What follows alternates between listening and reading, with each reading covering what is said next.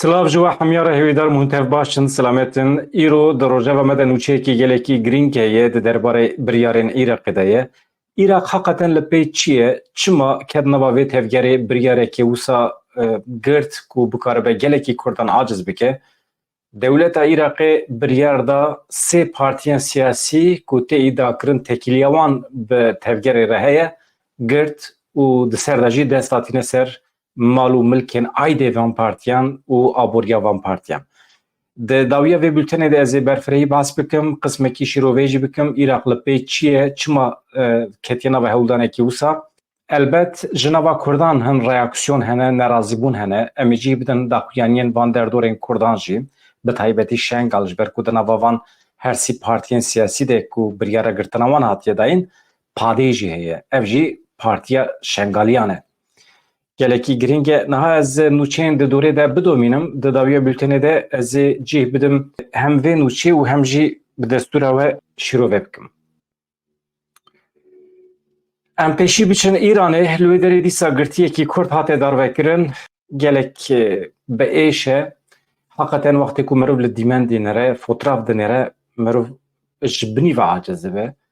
Kîn û nefretekî mezin li dij dewleta Îranê ya rejîma Îranê di dilê mirovan de çê dibe, mirov nikare bixwe. Yani vê derê pîvanên rojnamegeriyê ser û bin dibin, êdî hestên însanî û hestên netewperwerî dikevin dewrê, heqeten mirov nikare bixwe. Ez dîmen jî bînim ser ekranê. Belê ev girtiyê Kurd ku niha hûn li ser ekranê dibînin, mixabin vê sibê ji aliya rejîma Îranê ve hat darvekirin. Ev bû çendik û çend xort û ciwan keçên Kurdan ji aliya rejîma Îranê ve têne darvekirin.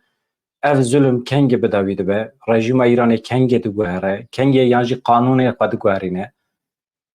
Li Îranê reza rezayî bi hinceta beşdarê çalakiyên protestoyê yên Jîna Emînî bûye. Di kanûna sala 2023 de sala borî cezayê darvekirinê lê hatibû birîn. Vê sibê zû rezayî li girtîgeha navendiya Kîrmanşanê hat bi darvekirin mixabin. Di derbarê darvekirinê de agahî pêşî nedan malbatê, lê piştî darvekirinê xeber ji malbatê re çû. Lê şiyarî jî li malbatê hate kirin ku cenaze nebin bajarê xwe Sahneyê. Li wê derê cenaze ve neşîrin. Rezayî di 24 mejdara 2022 de hatibû girtin, di 31 kanûna 2023 de jî cezayê darvekirinê lê hatibû birîn. Cezayê Rezayî 2 hefte berê ji aliyê Dadgeha Bilind ya Komara İslamî ya Îranê ve hatibû êrêkirin. Rezayî ji bajarê Kîrmanşahê bû, xortekî ciwaniyê Kurd bû. Hêviya wê ew bû ku li Îranê demokrasî pêk were, ew jî karibin weke dunya alemê bijîn, xwe bikaribin îfade bikin. Armanca wî ew bû ku ew jî weke her kesî dixwaz li Îranê guherîn pêk were, demokrasî bicih bibe, ew jî bikaribin weke li gelek deverên cîhanê bikaribin xwe îfade bikin, mafê wan yê siyahetê çê bibe, her tişta di dilê xwe de bikaribin pêk bînin, welat welatê wan e. Ji ber vê yekî heqê wan ê bingehîne ku karibin dir heqê qedera welatê xwe de xwe îfade bikin, fikrê xwe bibêjin. Ya jî însan bikaribin bi her awayî azad bin. Lê ev daxwaza wî hate cezakirin. Di berdêla vê cezayê de jî jiyana wî jî hate stendin. Rejîma Îranê bi darvekirina vî xortî milletê Kurd ceza kir. Ji ber ku daxwaza vî xortî daxwaza milletê Kurd êdî demokrasî dibe, li Rojhilatê Kurdistanê avakirina heremekî xweser dibe, êdî çi dibe bila bibe. Avakirina dewletekî serbixwe dibe, Kurdistanekî serbixwe dibe, anîna demokrasiyê dibe, çi dibe bila bibe, daxwaza vî xortî bû. Daxwaza milletê Kurdê jî. Darvekirina vî xortî tê maneya cezakirina milletê Kurd. Cezakirina daxwazên milletê Kurd. Ne tenê milletê Kurd jî, hemû kesên ku dixwazin xwe bigînin medeniyetê bi darvekirina vî xortî hatin cezakirin. Belê niha jî em derbasî Bakurê Kurdistanê bibin, li wê derê jî rewş neguheriye, wekê xwe ye, ew jî coreyekê din ya îdamê ye, zimanê Kurdî îdam dikin, zimanê Kurdî dikujin û di ziman de jî hewl didin civaka Kurd bi temamî ji holê rabikin, qir bikin. Milletekî eger zimanê xwe wan da kiribe, di pêşerojê de bi xwe jî tune nedibe. Ev helbesta dewleta Tirkiye ya jêbirina nivîsên li ser erdê şiyariyên pir piçûkê trafîkê ne. Çi dixwazin? Hêdî biçe, bisekine, baldar be, ya jî pêşî pêya çi dixwazin ya? Ya nivîsên piçûkin li ser erdê hatine nivîsandin, îşaretên şiyariyên trafîkê ne. Yani devlet ve buvan nivisa perçe de bila do da perçe be bila perem perçe be. Ki insan rezilin wan. Nuçiya me de direkt ve mijari daye em biçin Amedê. Belê hevalên hêja li Amedê şiyariyên bi Kurdiyên trafîkê carekê din hatin jêbirin. Bêtehemûliya dewleta Tirkiye li Hemerê Kurdan dewam dike li Bakurê Kurdistanê. Jaliyek ve bi ser dawetên Kurdan vedigirin, jaliyek ve bi ser govendên Kurdistanî vedigirin, jaliyê din ve jî nivîsên bi Kurdî li ser rê û cadeyan jê dibin. Şaredanî Kurdan çendik û çend cara nivîsandin lê belê her carê yan dijatperestên Tirk têne radikin ya jî di dawiyê de diyar bû ku bi biryara walî ye. Şaredariyên Bakurê Kurdistanê yên di destê Dem Partiyê de li bajêr li navçeyên Bakurê Kurdistanê li ser rêyan bi Kurdî nivîsên weke pêşî peya yan jî nivîsa hêdî dinivîsînin. Lêbel ev şiyarî bi fermana walî bi fermana Wezareta Karê Navxwe ya Tirkiye jê têne birin. Şaredariyên Dem Partiyê ji qas nivîs dinivîsînin roja din diçin dinêrin ku ew nivîs tev jê hatine birin. Roja destpêkê hûn zanin gotibûn Tirkiye ya Tirkan e. Me jî gotibû Tirkiye bila ya Tirkan be, Kurdistan jî bila ya hemî miletan û ya Kurdan be. Ji Kurdistanê bicehnimin biçin, Tirkiye bila ya we be, nexeme. Belê nihajiyan biçin Kobanî, li wê derê Rusya ji nûva vegeriya Kobanî, baregêha wan ya berê hebû bi salan terikan dibû. Di encama hevkariya dewleta Tirkiyeyê de û baregehên xwe terikan dibûn, çûbûn. Hêzên Rusya ji nûva vegeriyan, derheqê ve de nûçeyekê hebû were par ve bikim. Hêzên Rusyayê piştî sê salan dîsa vegeriyan bajarê Kobanî yê Rojavayê Kurdistanê.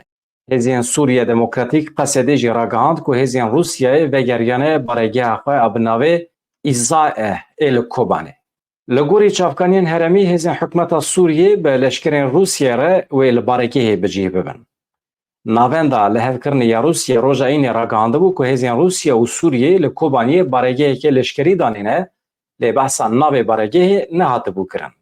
Hêzên Rusyayê herî dawî sala 2021 ji baregehê vekişiya bûn.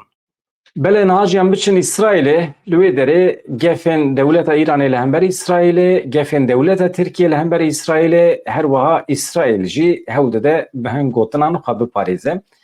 Yek ji van gotinan yê Wezîrê Karê Derve yê İsraîlê ye ka em binêrin li hember Tayyip Erdogan çi gotin bikaranîne. Ji bo me gotinê nexerîbin, em bikartînin li hember Tayyip Erdogan lê belê wextê ku merû van gotinan ji devê wezîrekî İsraîlî dibîse hinek cuda ye. Ka em binêrin Wezîrê İsraîlî derheqê Tayyip Erdogan de çi gotiye. Gotinek heye dibêje dema ku xaniyê mirovan ji camê ve divê mirov kevir nabêje xaniyê xelkê.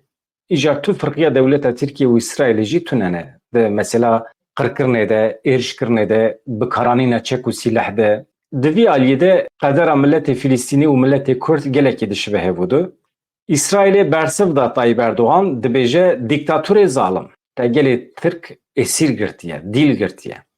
Wezîrê Karê Derve yê İsraîlê Katz li ser medyaya dijîtal ya X'ê yani Twitterê tekildarê Serokkomarê AKP'yî ê Tirkiye Tayyip Erdogan peyameke nû parve kir. Katz ji bo Tayyip Erdogan got dîktatör.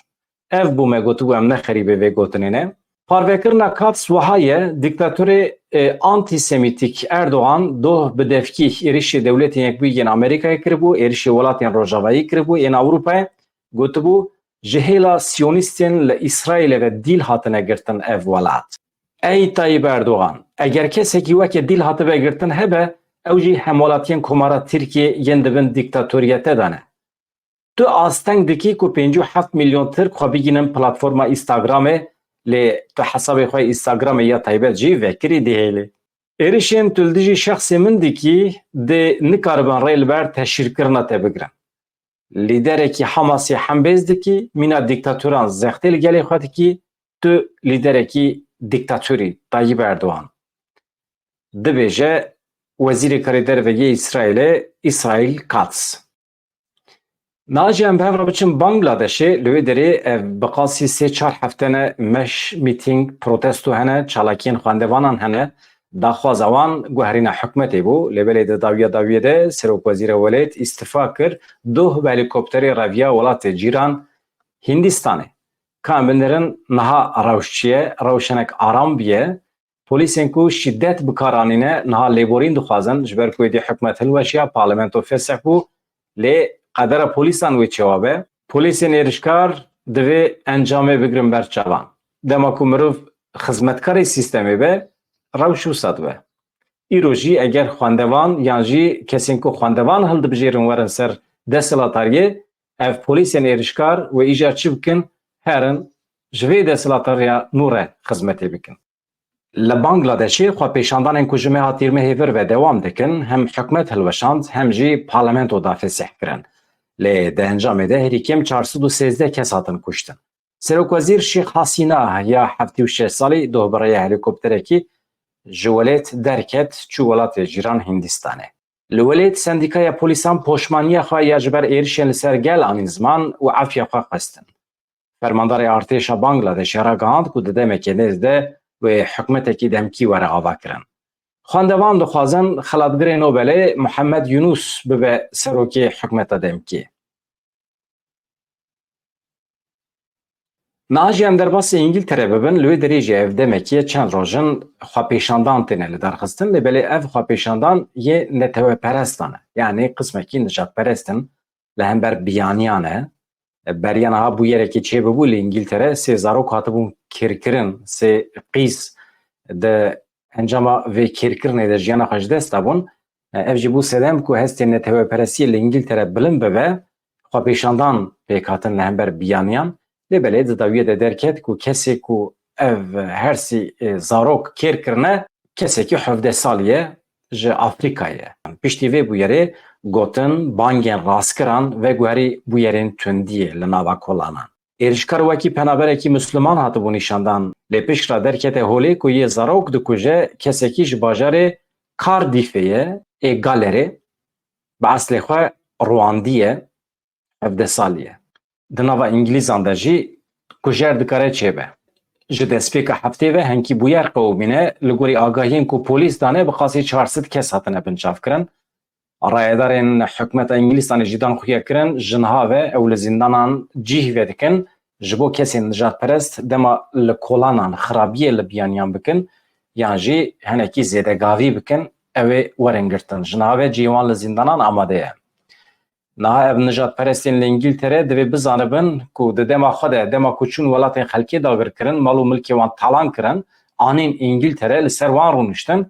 Îro İngiltere deyindarê welatên Afrikayê, welatê Latin Amerikayê. Piraniya welatên Asya jî bi taybetî Hindistan ji alî İngiltere ve hatibû dagirkirin, bi salan li wê derê mêtîngerî hebû. Nijadperestên İngiltere divê vê yekê zanibin. Wextê ku çûn welatê xelkê dagir kirin li ser mal û milkê wan rûniştin, hestê wan ên nijadperestî li ku derê bû? Îro jî di serê de Hindistanê, Bangladeşî, miletên Asyayê, miletên Afrikî ku welatê wan ji aliyê İngiltere ve hatibû dagirkirin, îro mafê wan e werin İngiltere, hem xwedî li wan mal û milkê xwe derkevin, xwedî li dewlemendiyê xwe derkevin û hem jî İngiltere ya wan e. Ji ber ku İngiltere bi dewlemendiya a xewan çêbû. Hê jî mêtîngerî dewam dike. Naci em biçin Amerîkayê li wê derê guherîneke siyasî heye dixwazim bi were parve bikim. Kamala Harris namzeta nû ya seroketiya Amerîkayê jineke dosta Kurdan e jî ka em binerin di meha 11 ya îsal de ew ê karibe bi ser bikeve, eger bi ser bikeve çi fayde tîne ji bo Kurdan em bi mereq li bendê ne. Em dîmenê wê jî bînin ser ekranê. Belê li Amerîkayê piştî ku serokê niha ê Amerîka Joe Biden nexweş ket û nexwest bikeve hilbijartinên meha 11 ya Amerîkayê, di şûna xwe de alîkara xwe Kamala Harris hilbijart weke namzet. Ji Ewropê ve eger Donald Trump namzetê komargeran be, êdî Kamala Harris jî namzetê demokratan e li Amerîkayê di şûna Joe Biden de. Cîgira serokê Amerîkayê Kamala Harris îro sêşemiyê namzetê xwe yê ji bo cîgiriya seroketiyê ya hilbijartinên meha mijdarê ragihand. Ew jî waliyê Minnesota Tim Walz e. Kamala Harris plan dike ku ji bo hilbijartinên meha mijdara îsal li Wisconsin, Michigan, Arizona, Nevada li eyaletên din yên Amerîkayê gerekî çêbike ji bo propagandaya hilbijartinên meha 11 ku wê çêbibe. Hêvî ew e ku Kamala Harris bi ser bikeve dosta Kurdan e û hem jî jin e, cara yekem e li Amerîkayê jinekî tê hilbijartin ji bo seroketiyê. بلدوی ناولی ده باور دکم لترکیه اینستاگرام، فیسبوک و هر وها هن ناوگین دن این مدیا سوسیال قدخنه partiyên muxalîf weke İYİ Partî, CHP, Dem Partî ew ê li hev bicivin çareseriyekê pêşniyazê hikûmetê bikin ka wê çawa be. Li Tirkiye kültûra protestoyê tune birçîbûn hebe, tîbûn hebe, hemî tiştê wan werin qedexekirin jî, sêheta wan were qedexekirin jî, medya sosyal were girtin jî. Hûn zanin li ser Instagramê çend milyon însan niha xebata xwe ya ticarî dikin bi Instagramê. İdara xwe bi Instagramê dikin. Bi Facebookê dikin. Ji ber ku li wê derê kirine navenda bazarê, dayîn, standin li wê derê çêdibe. Bi vê rê çêdibe. Li belêdîsa jî protesto tune ye. Pir balkêş e. Li Bangladêşê guherîn çêbû, li gelek deverên cîhanê ji ber protestoyan hikûmet dikarin hilweşin. Guherîn dikarin çêbibin. Li belê li Tirkiye her tişt were qedexekirin jî protesto tune. Kültûra protesto tune. Tayyip Erdoğan çi bîne serê wan jî yan jî dewleta Tirkiye çi bîne serê hemwelatiyên Tirkiye jî behsa Kurdan jî dikim kes dengê xwe dernaxe. Di hin meseleyên siyasî de Kurd radibin, çalakiyan pêk tînin, meşû mîtîng pêk tînin, xwe nîşan didin, bi hikûmetê jî gavan dikarin bidin avêtin. Lê belê li cem milletê Tirk ev kültûr, ev mantık tune ye. Ji bo wan dewlet pîroz e. Dewlet çi bîne serê wan jî dewlet pîroz e. Binêrin li Tirkiye tîbûn heye, birçîbûn heye, feqîrî heye, nikarin biçin restorantekî, nikarin tiştekî bikirin. Mesela binêrin karkerekî yomiya xwe ancak dikare bide benzîna erebeya xwe rojana pê diçe kar dike. Milletek eğer şiar nebe, protesto neke, mantıqa wî ya redkirinê tune be, belkî jî mustehaq e. Ê ku Tayyip Erdoğan hildibijêrin ew in. Ê ku li dij demokrasiyê derdikevin ew in. Dewlet pîroz et çavê wan de. Hikûmet pîroz et çavê wan de. Ez derbasî mijara din bibim biryara hikûmeta Iraqê ya di derbarê Kurdan de sê partiyên siyasî ku tê gotin tekîliya wan bi tevgerê re heye girtin. Biryareke sosret e, skandal e. Dewleta Iraqê bi tu away nikare vî heqê xwe dixwe de bibîne ku partiyên siyasî Kurdan qedexe bike. Xuya ye ku tesîra dewleta Tirkiye gelek li ser heye. Ez dibêjim her tişt girêdayê hikûmeta Sudanî ye. Ev kes kêfa ji Kurdan re naye, hez nake û vê kîn û nefreta xwe jî di mesela siyasî de tîne der. Ez bawer nakim ku bîrokrasiya Iraqê li hember Kurdan be. Ez bawer nakim ku bîrokrasiya Iraqê bikaribe tevgerekî wekî tevgera Partiya Karkerên Kurdistanê ji xwe re bike hedef. Ew gelê Şengalê ê mağdur ku dewleta Iraqê ew cîda hîştin reviyan, dewleta Iraqê li hember gelê Şengalê sucdar e. Divê mehçûb be. Divê hesab bide. Dişûna biryarekî de ku karibe partiyên wan siyasî bigire divê pêşî hesab bide. Di dema êrişa Daişê de çima vekî şiyan ji Şengalê. Ji ber kîjan sedeman 5000 Şengalî hîştin ber Daişê. Berpirsyarê yekem yê wendebûna keçûjenên Êzidî dewleta Iraqê bi xwe ye. Îro rabûne dişûna alîkariyê de, dişûna dîtina çareseriyê de, dişûna naskirina statûya Şengalê de partiya wana siyasî padê qedexe dike. Bi tu şiklekî milletê Kurd nikare tehemûlê vê rewşê bike. Îro her sî partî têne girtin, sibê jî gav bi gav ber vê sazî û dezgehên din ên li başûrê Kurdistanê ve dişin. Kîjan sazî dibe bila bibe. Ew ê bikin hincet, ew ê bikin bahane. Bîna tevgera Partiya Karkerên Kurdistanê ji wetê. Em we digirin. Ez pêşî nûçeyê ji were bixwînim hûn ê binêrin. Lejneya dadweriyê ya hilbijartinan ya Iraqê bi hinceta ku peywendî tekîliya wan bi PKK re heye sê partî girtin. Lejneyê biryar da ku navendên van partiyan werin girtin destayînin ser pereyên wan. Ev her sî partî ev in. Partiya Azadî û Demokrasiyê ya Êzidiyan padê, Eniya Tekoşîna Demokrasiyê û Partiya Azadiya Civaka Kurdistanê tevgera azadiyê. Di biryarê de amaje bixalên yekem û sêyem yên yasaya partiyên siyasî hatiye kirin û hatiye gotin nabe ku tu peywendiya siyasî û aborî ya partiyên siyasî bi aliyên ne Iraqî re hebe. Nabe ku li ser fermana partî dewletiyan jî aliyekî derve çalakiyên hizbî werin kirin. Li ser mijarê hin reaksiyon nerazîbûnên aliyên Kurdan jî hene em binêrin ka çi daxuyanî hene. Pêşî Meclîsa Xweseriya Demokratîk ya Şengalê daxuyan yek weşand tekildarê biryarê got Îrak bi daxwaza dewleta Tirk hewl dide partiya me bigire. Şengalî wiha dibêjin. Padê ji roja ava bîye heta niha li gorî qanûnên Îraqê tevgeriya ye. Heta niha bi dehan kongre, konferans li darxistiye tevlî hilbijartinan bîye. Girtina partiya Padê encama hevdîtinên dewleta Tirk û Îraqê ye. Em bang li Îraqê dikin. Demil dest ji hevkariya bi dewleta Tirkiye re berde li aliyê gelê xwe raweste û vê biryara xwe betal bike. Ji gelek aliyê din jî reaksiyon hene, Êzidîn li Ewropayê jî bi daxuyaniyan eşkere kirin ku ew vê biryarê bi her awayî red dikin, qebûl nakin. Belê, temaşevanê hêja ev hewldana Îraqê ceribandinekê ye. Ew dixwazin pêşî partiya Padê tevgera azadiyê qedexe bikin, dest dayînin ser perê wan, helbesta Kurdan bipîvin. Ka heta ku derê Kurd tehemûl dikin. Eger tehemûla Kurdan berfireh be, dengê xwe nekin, dewleta Îraqê hêdî diçe Silêmaniyê, diçe Hewlêrê, çiqa sazî û dezgehên Kurdan hene, li wê derê wana digire. Qedexe dike, rêveberê wan jî hêdî dixe bin çavan, dixe hepsê.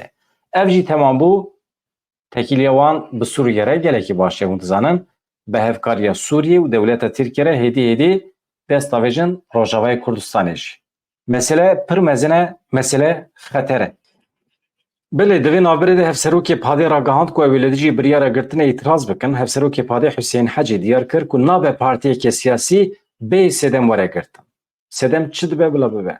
Partiyekî Kurdistanî nikare were girtin. Ne li Îraqê, ne li Tirkiyê, ne ji deverekê din. Kurd mağdur.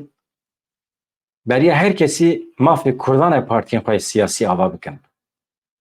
Dawa mafê xwe bikin. Belê li vê derê em xatir ji we dixwazin çi dikin bikin bila bedew be. Xatirê we.